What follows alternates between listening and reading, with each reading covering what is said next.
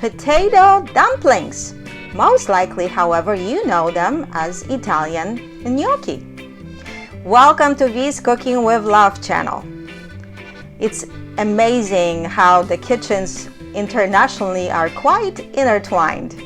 The same stuff and called a few different names, like I said, just like gnocchi.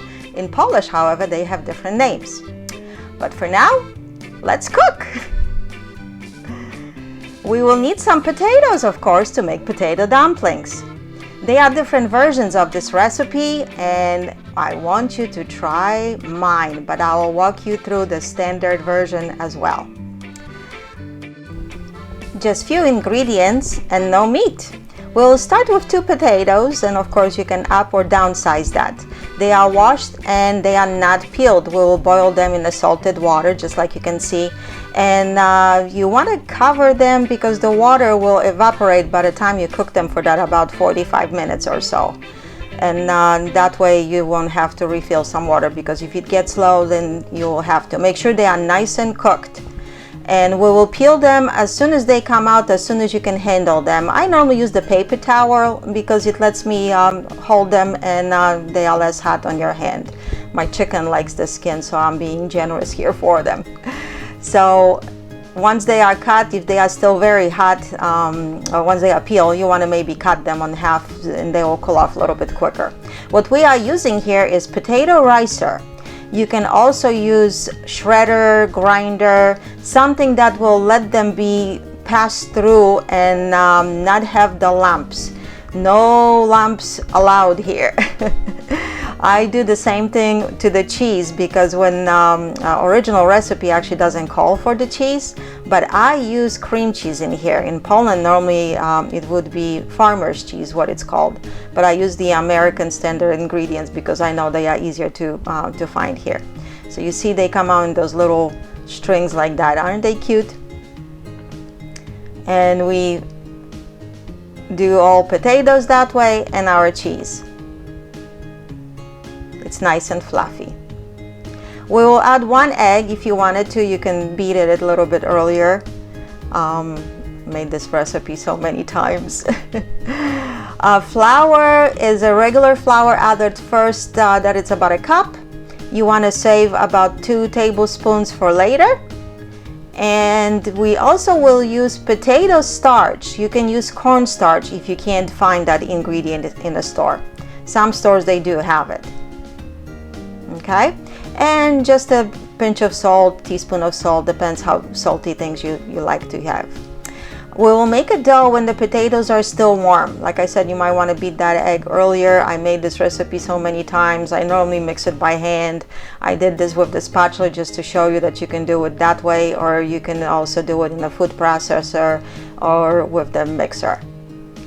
And the dough comes together very fast and it's very easy to work with.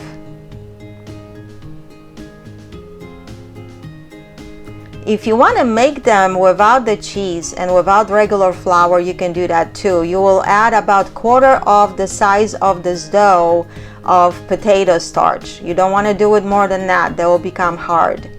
And you need the surface, something that like a cutting board, to sprinkle some flour on, because we are making these little dumplings that they are indented with the finger. Don't they look cute? Those are my husband's favorite. And they taste the same if you make them any other way, but he's convinced that they taste different and they taste better.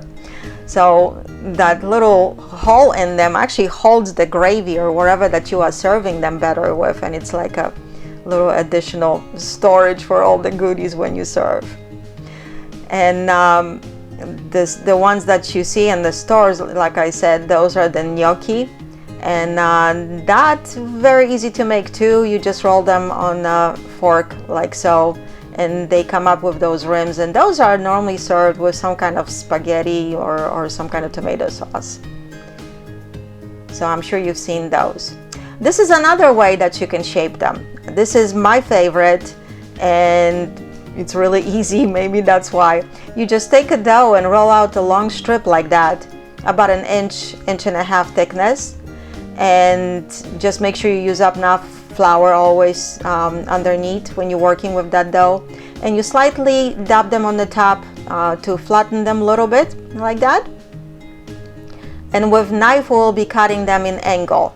If you want, you can make a ball out of the ending part because it's a little bit, you know, not perfect shape, but you don't have to. But you're just cutting them like that. Yep. And that is actually called kopytka. They are called baby hoofs in Polish because when you put them together, I'll show you here, they look like hoofs prints. You see what I'm talking about?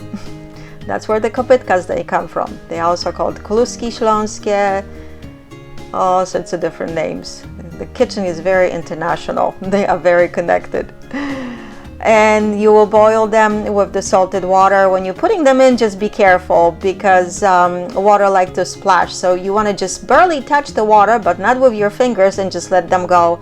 And you just cover the bottom with them to have enough to cook. So you will probably have to do 2 or 3 batches, depends on how much you cooked.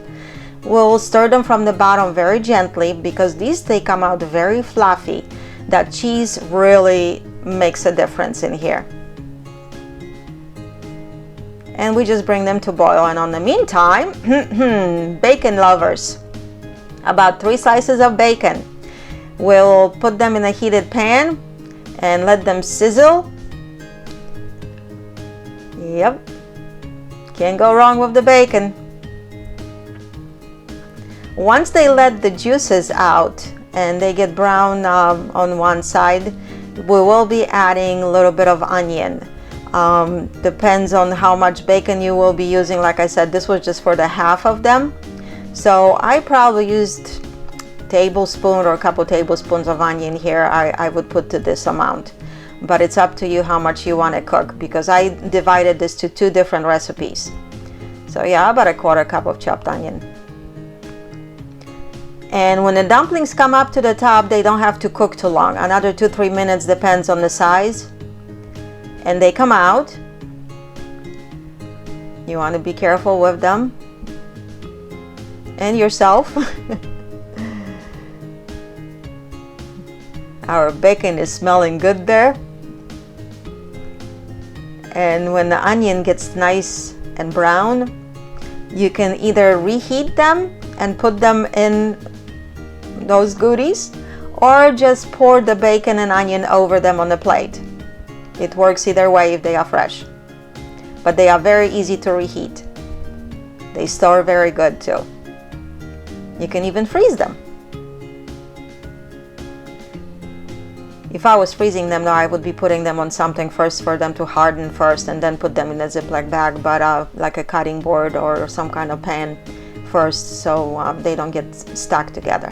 But look at all that. Can you go wrong with this?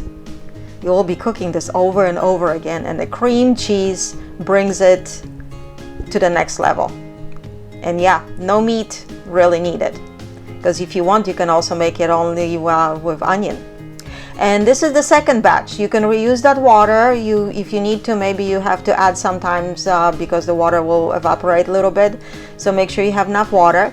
And for those, we will melt some butter and a little bit of cinnamon. And cinnamon really doesn't come and taste like regular cinnamon here. I don't know why.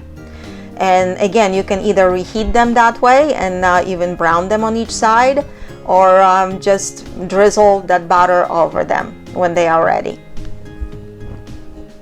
And here they come. And this is my favorite ones. My husband likes the bacon, of course, and I like these. He thinks they taste better and different because they have different shape.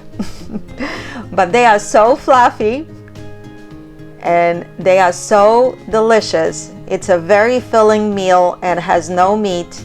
And you can make it even gluten-free, like I told you. You will make them over and over again.